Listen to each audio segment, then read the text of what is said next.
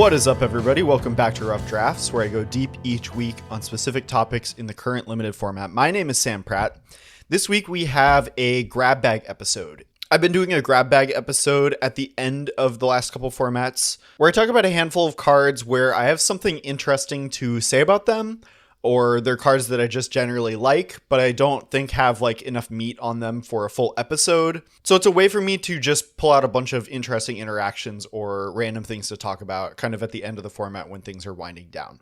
That's what we're doing this week, and I'm going to start off talking a little bit about blue-white. Specifically, I'm pointing y'all to an article that a user in the Limited Level Ups Discord wrote recently.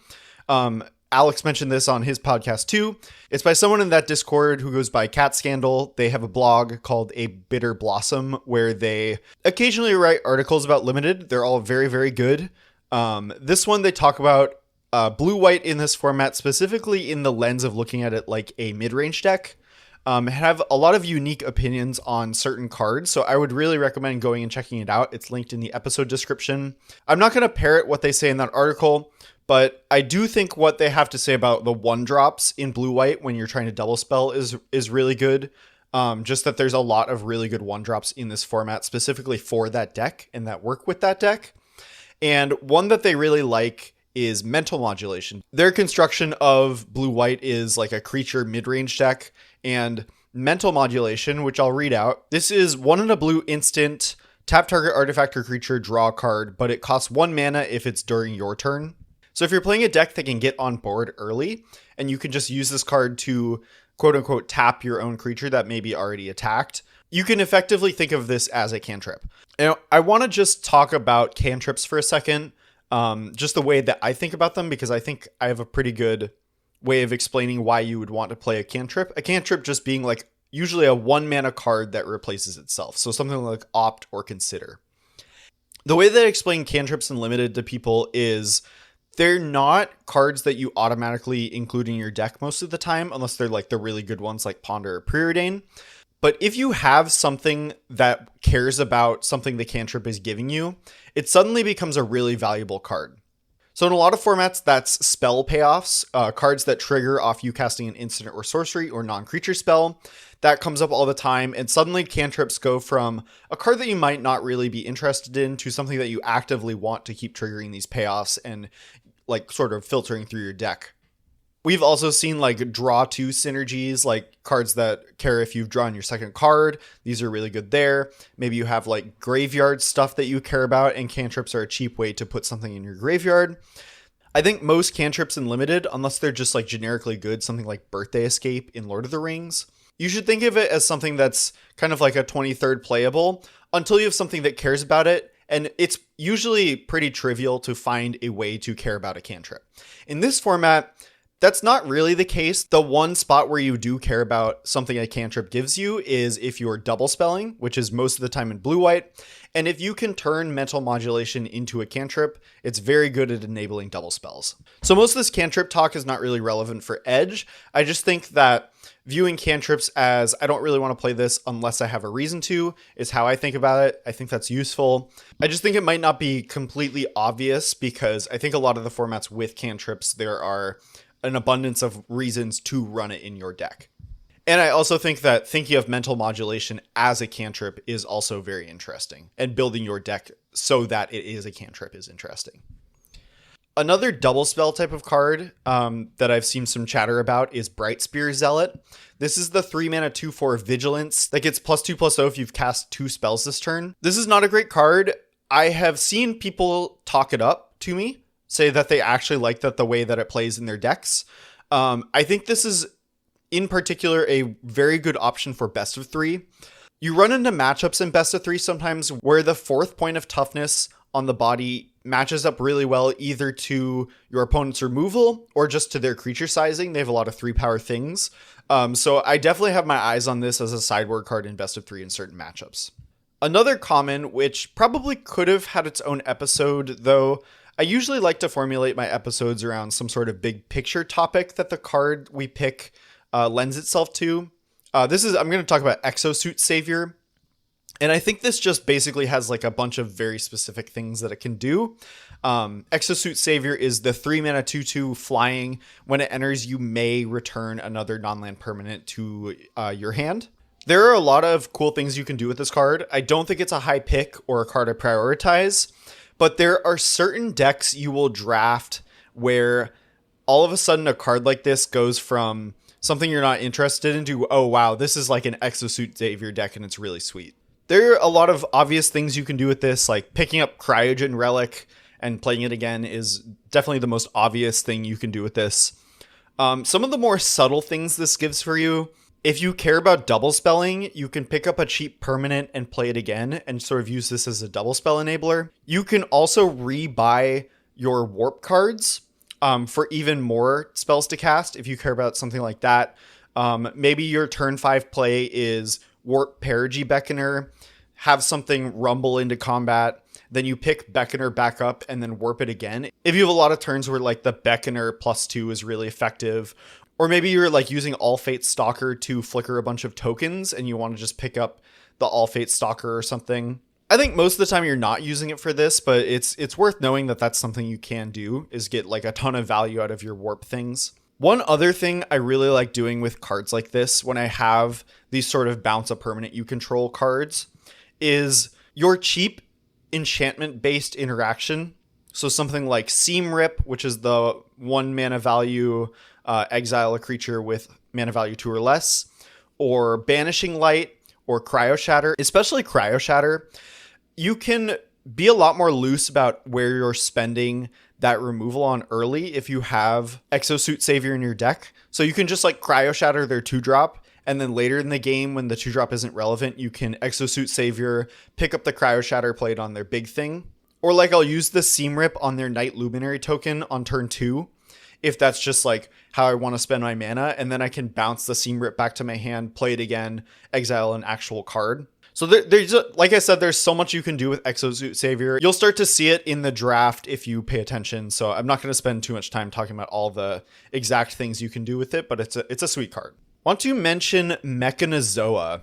This is the 6 mana 5/5. It's 4 blue. When it enters, it's an artifact as well. When it enters, you can tap and stun something an opponent controls, and then it also has warp for 3 mana. Nothing to say about this card other than I've just kind of liked it. Sometimes you get into spots in your like blue-black decks often where you kind of need top end, but you don't really, you're not really super set up for something like Pinnacle Killship. So I've liked this as a top end threat in my blue decks sometimes that are light on it. Obviously the warp is good early, and warp has other synergies. It's an artifact for whatever that's worth. So yeah, I've liked this card quite a bit. One interaction I saw the other day that was actually pretty impressive to me was using Comet Crawler. This is 2 and a black, 2/3 lifelink. When it attacks, you can sacrifice something and to give it +2/+0 until end of turn. I had an opponent play that and then warp Perigi Beckoner and play a 2-drop the next turn. And you just like can't block the Comet Crawler in that spot because it'll come back with the Perigi Beckoner trigger. And the thing that impressed me was that you can also play the Beckoner the following turn on turn 5. So this is effectively 8 points of lifelink that you can't really afford to block on curve. I'm not excited to put Comet Crawler in my deck. In fact, I don't know if I have all format, but this interaction was really impressive to me. And if I have a couple Perigi Beckoners, I could see coming way up on Comet Crawler, or maybe siding in a Comet Crawler in best of 3 against a more aggressive deck, just because 8 points of lifelink over 2 turns, that is really hard to block. It was just very impressive. So now I'm going to talk about Divert Disaster and have a little bit of a discussion more broadly about Quench variants. Divert Disaster being 2 mana counter unless they pay 2, and if they do pay, you make a lander. Quench is like the original counter unless they pay 2 with no additional effect.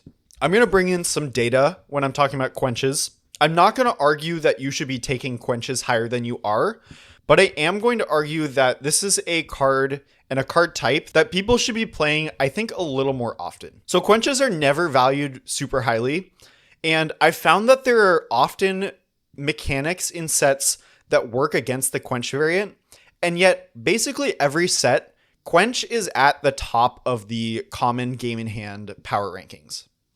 An example of a mechanic that would cause Quench to underperform would be like Disguise in Murders, where if you're representing Quench, instead of casting a spell, they can flip their Disguise face up for an effect that you can't counter with a Quench variant.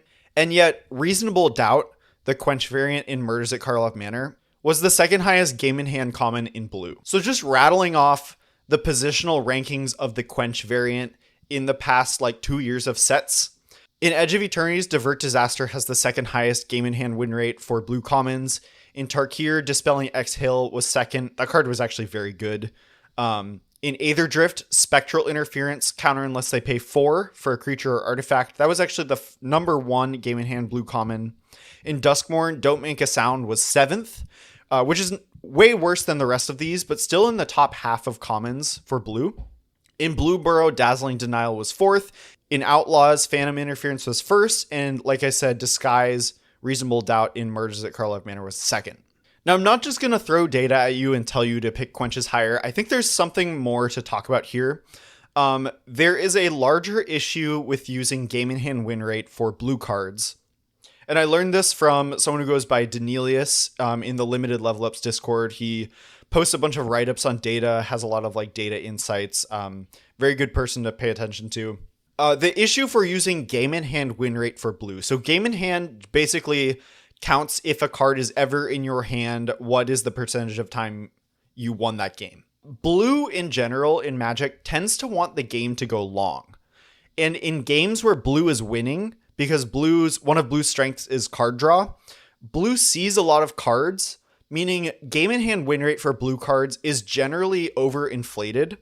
Because when you win with a blue deck, you'll see a lot of cards, because usually when you're winning, you're drawing a bunch of extra cards and using those. And when you lose, it's usually because someone killed you before you could use all the cards in your hand. So you actually see fewer cards in the losses, which means that game in hand is going to be over-indexed for wins for blue cards. And what Danelius was really stressing was for these blue decks that see a bunch of extra cards, it's way more important to actually look at the opening hand win rate than the game in hand win rate for blue cards specifically.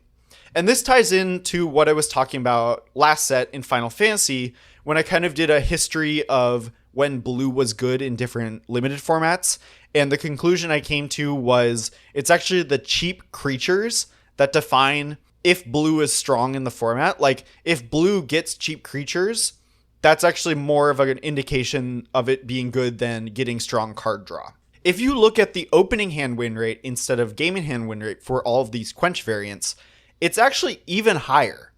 It's first in Murders, first in Outlaws, first in Bloomburrow, 4th in Duskmourn. Remember, Duskmourn, it was down from 7th up to 4th.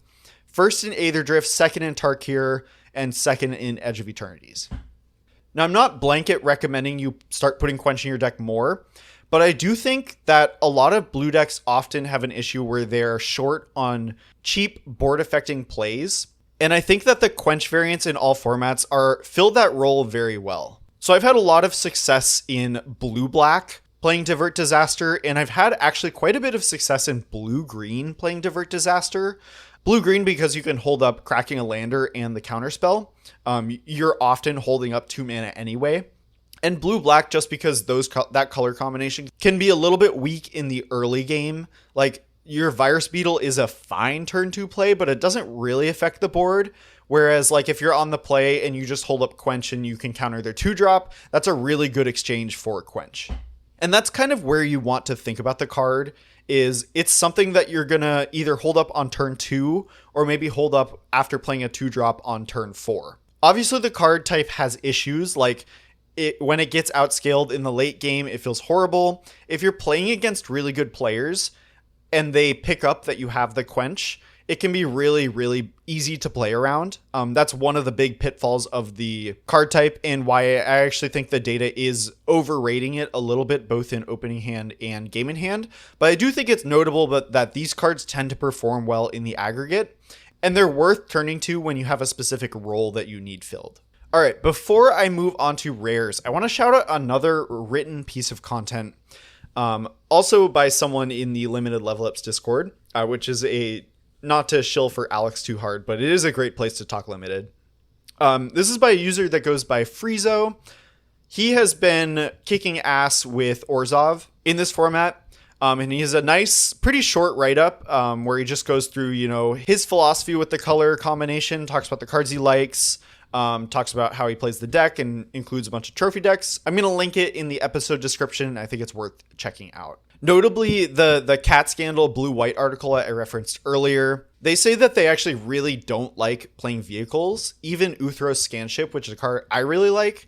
Friezo says the opposite and says this actually might be the best spacecraft deck in the format, in part because the warp plays so well into Black-White's game plan. So I thought that was interesting that there's these two decks that look pretty similar, to be honest, like share most of the white cards that they want, but have completely opposite ranges on what they think of spacecraft. A couple of random rares I want to talk about, just a couple. First is Entropic Battlecruiser, which is the rare that it's the rare spacecraft that cares about discard, and then when you get it to max, it's like a 3/10 death touch that when it attacks, they either discard a card or lose 3. This card reads really poorly. I feel bad. I actually told one of my friends to cut it from his pre-release deck way back at the pre-release because I thought it was just awful. And the card just kind of works. It's not a fantastic card, but if you need top end for your small game black decks, you can keep the board small. You can maybe get a couple of cards out of their hand with Virus Beetle right out of the gate. This card closes really quickly. They're discarding cards, losing 3 life. So it's not a card that you should ignore. It's definitely not a blank. And I think it's really good and sealed, which is why I'm a little embarrassed I told my friend to cut this. Pinnacle Star Cage. This is the rare that's kind of temporary lockdown. It exiles all creatures and artifacts, I think, with mana value 2 or less until it leaves. This card has atrocious stats. I think it's pretty bad in general. It just doesn't line up with what the format's about. I do think it's a pretty good sideboard card. And I did have this deck in early access that was a dedicated blue-white control deck that had Beyond the Quiet. I also had a Weft Walking, and I was loading up on Focus Fires and Radiant Strike, which is to destroy a tapped creature or artifact to gain 3 life. I think that deck has proven to be very rare, but if you do end up in a deck like that, you might see a Pinnacle Star Cage flying around the table, and I think it's very strong if you're in a dedicated control deck, especially if you're playing best of 3 and can sideboard it out. And speaking of sideboards, just one rare I think you should keep in mind when you're playing best of 3 is Space-Time Anomaly, which is target player mills cards equal to your life total. Just obviously, if you're in a match where you are not being pressured for your life total, the game is probably going to go long. This will probably kill your opponent pretty easily. If you want my thoughts on a couple other rares, I was recently on an episode of Magic Numbers with Sirkovitz, and I will link that as well in the episode description. We spend some time talking about sort of my approach to using data, especially in the first couple weeks of the format. And then we kind of shift gears later on talking about a couple rares and how I would plan to build around them and sort of use data to look at build arounds. So we talked about Terra Symbiosis, Beyond the Quiet, and weapons manufacturing. So if you're interested, go check that out. And that's going to wrap it up. Thanks for listening. The grab bag episodes are pretty fun. Next week, believe it or not, is going to be where I say goodbye to Edge of Eternities. So I'll be doing kind of a wrap-up episode there, and then we will be moving on to the next set after that. If you want to reach out to me, you can find me on Blue Sky at sampratt.bsky.social. You can find me on Discord at samp6, and I stream occasionally on Twitch at samp_mtg. Thanks for listening.